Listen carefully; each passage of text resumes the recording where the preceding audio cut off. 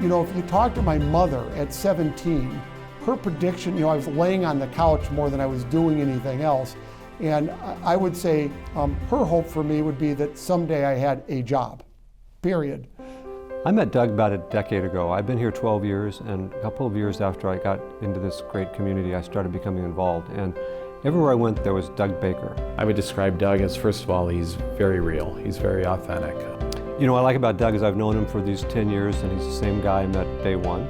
He's a value-driven guy who really cares, does the right thing. Trust, integrity, drive, utilizing the gifts we were given.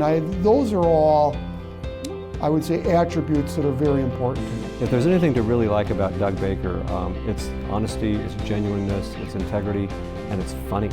Oh my God, this guy is funny. And he doesn't even try. That's what's so natural about it. Having fun, sense of humor. Yeah, I would say I don't want to take life too seriously. I don't take business too seriously.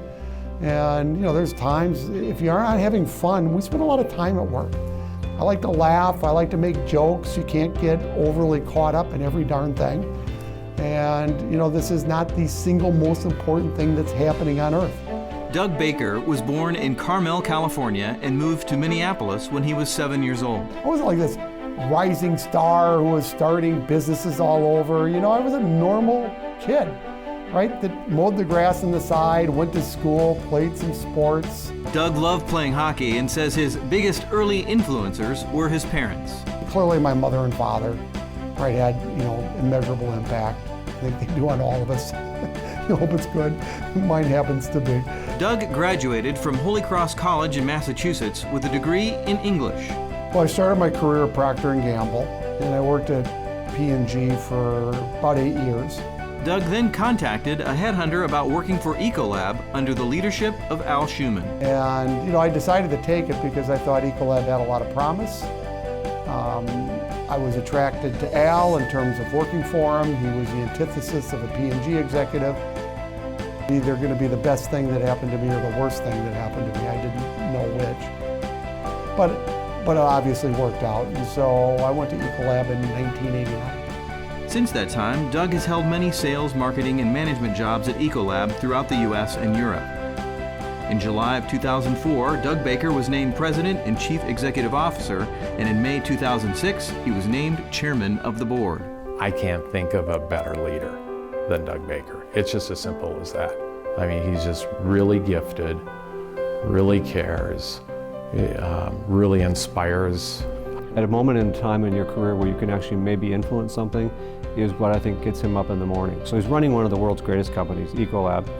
He's taken it from wherever it was to this amazing, now international acclaim, and it's really one of the best run companies in the world. I wanted to be successful in business, but not overall. I want to be a good husband, a good father, you know, good friend to friends, and successful in business, but not just one.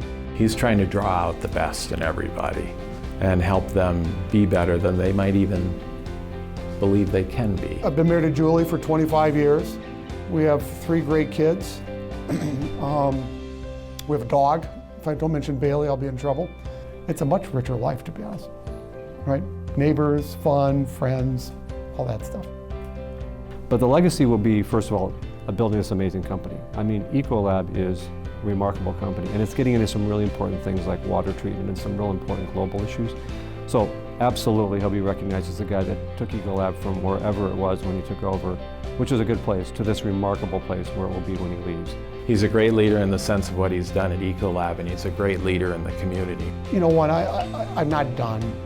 I think ultimately I hope to be able to say I was ridiculously blessed and lucky, and I recognize that and was willing to do my part giving back and try to create an environment where somebody else can be ridiculously blessed and lucky.